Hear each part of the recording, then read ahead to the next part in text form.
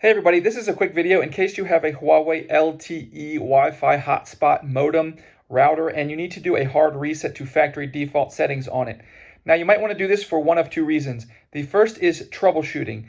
If this modem will not respond, is not responding, or is not connecting to the internet or to Wi-Fi, or if it is freezing or frozen, or if you're having any kind of connectivity or functionality issues, a hard reset to factory default settings can be a good fix for this. And you've already tried a soft reset and it didn't work.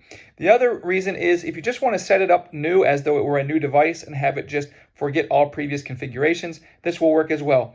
And again, you will need to reset this up as brand new.